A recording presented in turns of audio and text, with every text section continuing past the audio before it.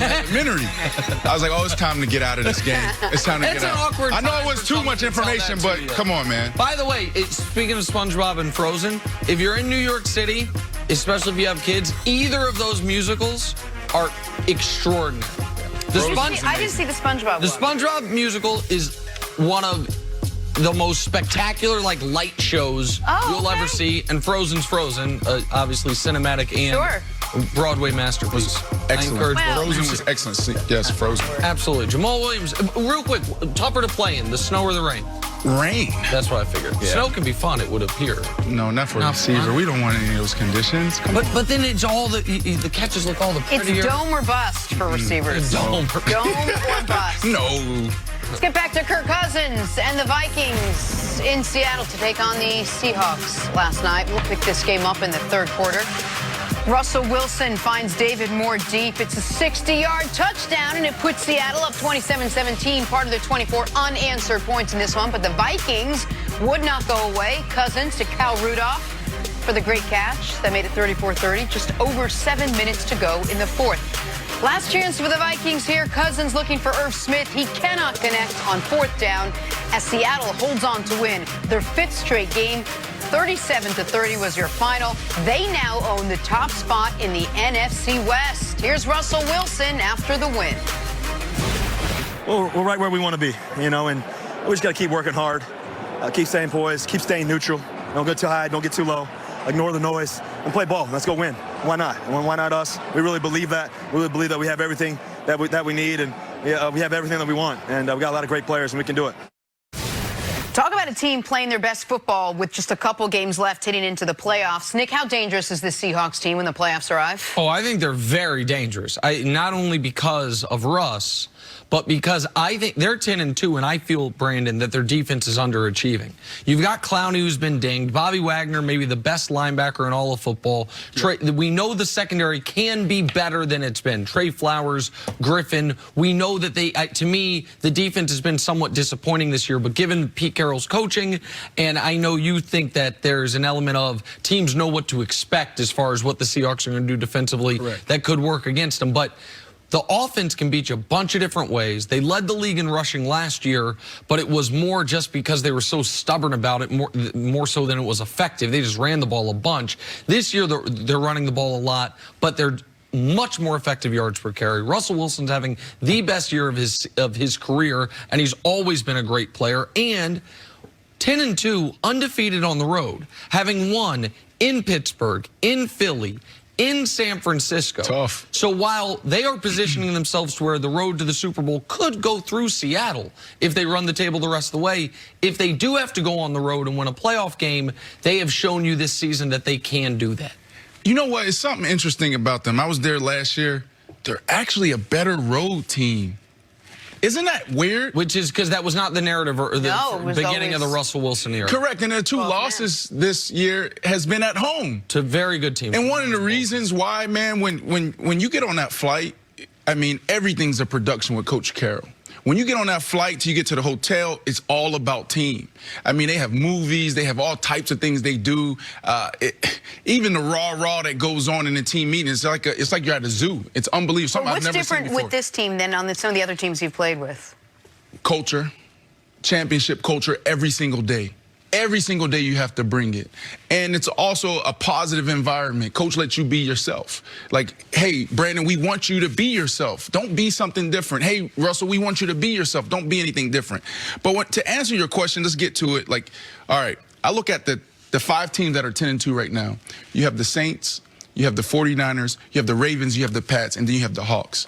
All right, let's look at the Ravens. To me, they're the best team.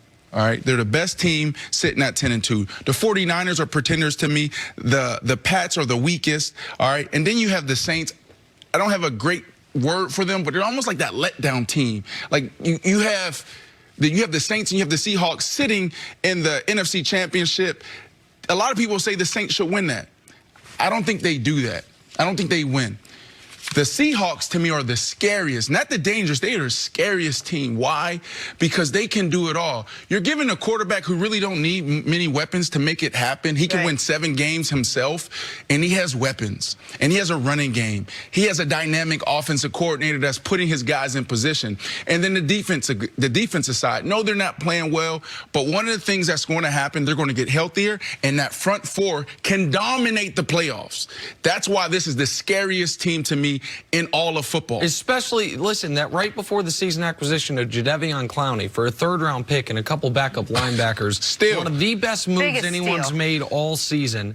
And we don't know if Clowney's going to be there next year. They agreed not to franchise tag him, so they've got him for this season, and then we'll see. He was excellent last night once again. One other thing about the Seahawks, and I want you to speak to this if you can, because a lot of people thought this was going to be not a rebuilding, but a retooling era, because they paired the Legion of Boom, all gone. The only guys left from the Super Bowl team, I think, are Russell, Wagner, and KJ Wright. Maybe not even the punter. I think it's just those 3 guys as far as frontline players. Last year, that retooling had already begun, but they still had Doug Baldwin. Doug Baldwin's now gone, and the team is fully Russell's. How being there with some of those guys still there, like Baldwin and Russell, and now seeing this team now, what did you see building last season that can explain what we're seeing this season? Wow. It's a lot to this. I don't think we've seen the best of Russell Wilson yet. Really? No, because it's, to your point, it's never been his team. This is the first year it's his team. You have Wagner on the other side. He's like that emotional leader. He's the rock of that team. But as far as like the leader, I am the guy. I am the franchise guy, the face of the franchise. He's never been that. Why? Not because of like we have all these superstars, but because of the personalities. I was able to sit there last year and I seen Doug Baldwin. Doug Baldwin, one of my favorite receivers, all-time competitor. He's a fierce leader. But that dynamic was interesting to me. I felt like Doug Baldwin didn't let Russell Wilson be Russ and be great. You know, it was like, what about this? What about that? And I'm looking, I'm like, shit, I played with, excuse my language, I'm sorry, but I played with 17 quarterbacks. 17 quarterbacks. You have a guy that's a Hall of Fame quarterback. There's nothing to complain about. There's nothing. And for Russ to have to manage all of these personalities, from Doug Baldwin to Richard Sherman to Michael Bennett, who I love, and all these other guys, it's like, it's added now there's pressure. one voice. It's another dynamic it's one to voice it. And like you're not just competing against the 49ers, the Rams. You're competing against the defense on the other side, which is great. Exactly. Competition is #1 in that program. But at the same time, you got to have a level of respect for your peers. And I think that line was crossed sometimes. And now we're going to see the best of Russ till 45. We kind of just sort of quickly said, well, their defense will get better. They're not playing that great. But how concerned are you as we get to the last couple games here with where their defense is? Well, I'm going to talk about why I think the defense can get better, and then I'll let Brandon explain why teams are having success against the defense, because you talked to me about this off the air, and I think it's really interesting. The reason I think their defense can get better is, you know, in almost all sports, my first question is, how talented is the roster? Yeah. And to me, they have an A to an A+ level guy at each level of the defense. Clowney is a superstar. He is usually, the biggest play he made last night was in the run game. He is a dominant pass rusher, even if he doesn't have the sacks to back that up. That also plays the run exceptionally well. He was playing out of position in Houston. They were making him play 5 technique. He was having the 2-gap guys. That's not what he's supposed to be doing, and he still was a great run defender in that scheme. Bobby Wagner is a future first ballot Hall of Fame 100%. player.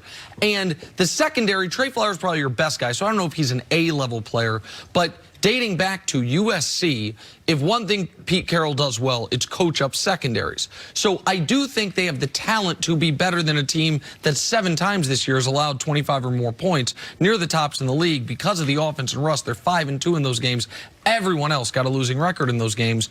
But you said something interesting about, because Carroll does what he does, teams know what to expect from Seattle's defense, which is one of the reasons it's not being as effective as maybe it should. Explain that to the audience before we go. Yeah, I'll try to explain it without using the S word again. Yeah. That was awesome. Anyways, here we go. The issue and the challenge with Seattle, and the only reason why they won't contend, This is the only challenge that they have to overcome, is that everyone, even analysts, people on TV, experts on TV who've never played the game, they understand the responsibilities and the roles of that entire defense. This defense hasn't changed. So you know going in on first down, 1st and 10, and there's 2-by-2, meaning there's 2 receivers over here, there's 2 receivers over here. You know exactly how that defense is supposed to play out. You know what the Mike backer's supposed to do, Bobby Wagner. You know what KJ Wright's going to do. You know what the corner's going to do. You motion the guy. You know how that changed the secondary. You talked about the secondary, and you talked about how they're giving up so many points. You're right, but I don't think it's from a talent standpoint. I think it comes down to from a schematic standpoint, not from the defensive side and the Seattle Seahawks side, but from the offensive coordinators coming in. We know coming in that if we go 3-by-1 on 3rd down, what they're going to do. You put a speed receiver there. You know it. Everyone's doing the same thing over and over again. One of the things what make them great is that they are super consistent in their approach, but now we understand that offensively we can change things. Right. Defensively, you do the same thing, you will get exposed eventually. But right now, they've already hit their over for their preseason expected win total. They got 4 games left. If they had lost last night, they would be in really rough shape to win the division. They now are in control of their own destiny for a bye. They could get the 1 seed.